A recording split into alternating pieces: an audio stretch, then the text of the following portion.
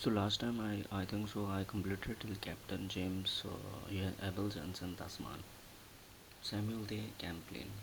Like till Vasco da Gama I completed here. I know that. So Samuel de Champlain, the he's a French navigator and cartographer. Organized expedition. He organizes traveling to North America, and there he establishes the French colonies, and he establishes the city of Quebec in Canada. Then Abel Johnson Tasman. So he was born in Holland. Tasman was born in Holland.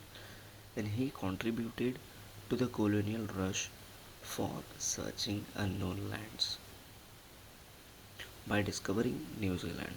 So he was also searching for unknown lands, and he born in Holland, and he discovered the New Zealand. New Zealand is New Zealand was also captured by the Tasman, and in section 44 he surveyed the south coast of New Zealand island and discovered the region of Carpentaria in Queen's Island. So he surveyed this area and he discovered the Queen's Island over there, a northeastern state of Australia. Okay, so Abel Tasmans was born in Holland, and he was also searched for the land. He discovered the New Zealand, and there he founds a new island. And then came Captain James Cook. So he is a captain, James Cook of British Royal Navy. So he's from Royal Navy.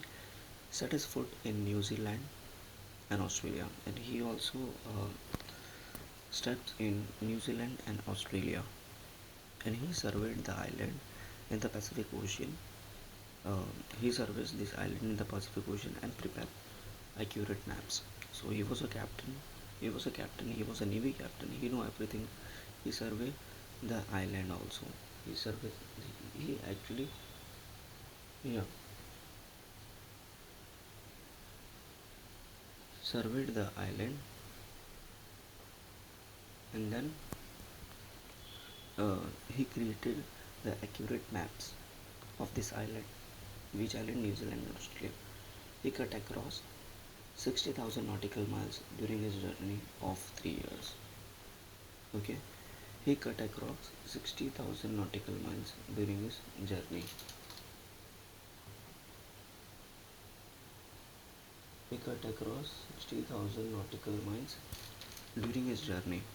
How many? 60,000 nautical miles he traveled in 3 years. So it is very huge amount. Okay, and then Louis Antoine de Bonville.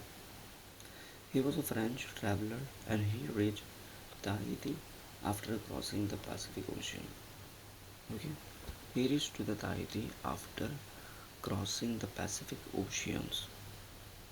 In 1771, he wrote a book, Voyages Around the World, which describe his journey to Tahiti.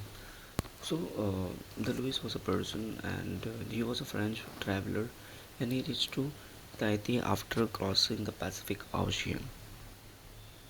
And he written one book also, and in that book he is talking about his journey, and using the information in this book, the French missionaries uh, reached Tahiti in 19th century. So 1771 he was traveled to the Tahiti, and he had written the book also, and through the book information, so these French people have reached over there in 19th century, and they established their colonies also. And one of the island, also flowering climber, Bongville, is named after him. So one of the island and also flowering climber, and that Bongville was the name of that. So just think about it, how this person are traveling, and so because of one information, this French people again went to the island and they have captured that area. So these are the only few important names, but if we look closely, there were so many people, like till now we didn't know about them. But I can say This traveler are their main motto of the traveler is just to explore the area, and after a period of time when they exploring that area and they found there were so many natural raw materials was there, and because of that they are feeling greedy and then they are capturing the area. This was the main motto. Just imagine yourself, if you will become a traveler, if I am a seafarer and I am I am traveling, I am a seafarer, I am going to the and I found now new island. So when I found new island, so what I will do, I will definitely try to capture that area because there were it will become my holiday place. So the same thing is happened with this traveler, right? Then Mungo Park. Mungo Park is he is from Scottish explorer, is known for his expedition Western Africa, and Mungo Park is also known as for Western Africa. He traveled to the west side of the Africa. In 1795, he traced the course of river Niger. Okay, in 1795, he traced the course of river Niger as a part of his expedition. Okay, so he traveled. He also very well famous for his Western Africa, and he found the one river Niger. Clear? So many traveler we have seen. We had seen Christopher Columbus, and this much very important traveler we have seen. The main thing you need to just keep in your mind, whichever traveler we have seen, they have one motto only.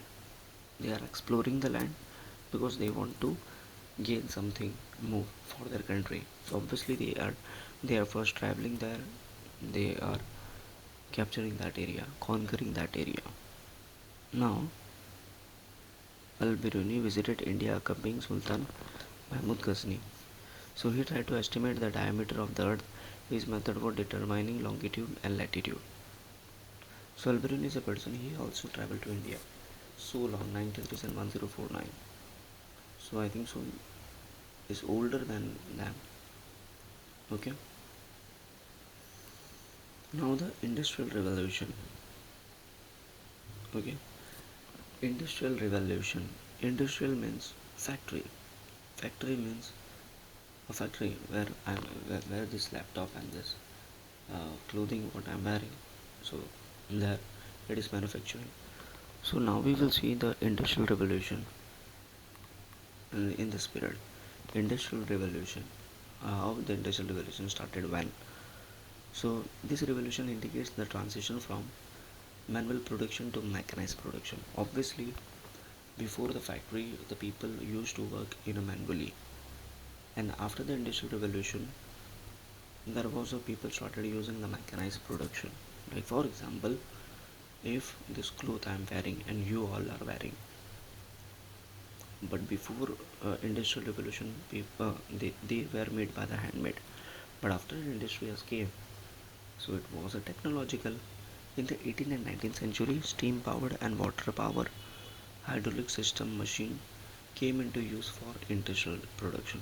So between 18th to 19th century, which means 1700 to 1800, the steam powered and water power machines came into use for industrial production. So in factories, the steam powered and water power machines were used in the factories. Industrial revolution could happen only in a capitalist economy.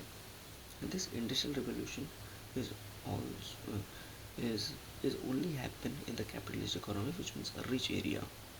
In the capitalist economy, a country which is already rich, a new class of capitalist emerged, and in this capitalist economy, there was a new class was emerged, capitalist, who were either owner of these industrial factories or could provide capital to such establishment, and they were the class of capital because these capitalist people were the owner of the factory or they are providing the money to the factory. Okay,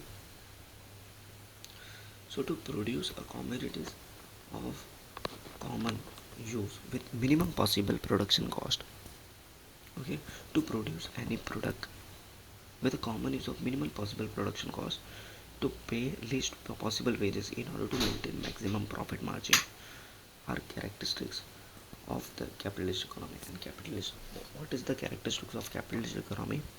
Is very simple. Invest less and gain profit more. That's it. Okay. Like if they want to make if they want to sell a product 100 rupees, so they will invest 20 rupees. So invest less and gain profit. These were the characteristics of capitalist economy. Clear? And then private ownership of the industrial establishment and manufacturer right to manufacturer and to the fixing price of manufacturing goods. So the private ownership of the factory and manufacturer right of the manufacturer, the factory manufacturer have something right to fix the price of manufacturing goods, also determine the profit margin, and has also right of the consumer to buy goods of his choice are in inbuilt norms of the capitalist economy. So in capitalist economy, the owner of the factory, the license of the manufacturing goods, the rights of the consumer, the rights of the manufacturer is also determine the profit of a company. Clear? In England, in England, the atmosphere was suitable for industrial revolution. Clear? If I talk about the England, the atmosphere was suitable for industrial revolution, right?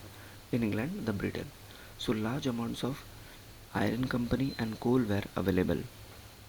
Okay, coal were available. The damp climate of England was suitable for producing cotton yarn, and with this favorable condition, textile industry flourished in England. So England, the factory was always suitable there, and they have the raw material of iron ore and coal, and they also wanted to have a cotton and cotton yarn, so they have built the textile factory in England. And at that time, England and established in colonies in many countries, and then there were so many factories was there in England. So that time only, the England or Britain had so much colonies in different countries, in many countries. So England could easily obtain, and why they have established their colonies, because they want to obtain the raw materials from there and bring them to manufacture in them and cheap rates of colonies. And England could also export processed goods to the colonies and sell it with a large profit margin using their naval facilities. So British people, in short, the England people were very smart. These people are building factories in their England, and they are capturing the so many. I think so. Like you, we will try to learn the British colonization in all over the India. So these people were colonized so much country. In fact, our country was also colonized by them. So why they are colonizing? Because they want the raw material in cheap rates and they want to sell in their colonial policy. Like in fact, I can say that they are taking raw material from India and they are selling it to us. Clear?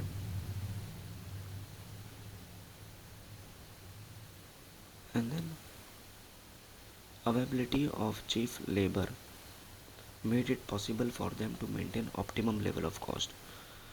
So availability of cheap labor, because and they are getting the cheap labor also, and they are optimum level of cost, and these factors giving boost to economy prepared favorable ground for the onset industrial revolution in England. So because of all these conditions, like they are getting cheap, so industrial revolution was growth. Industrial revolution, however, affected India adversely. Okay, the factory was affected India adversely. It said the decline of Indian cottage industry. It said, and because of the industrial revolution, there was a decrease in cottage industry. Cottage means goni वगैरह. The textile industry in India almost came to halt. The textile industry was there. It was almost halt. The administrative policy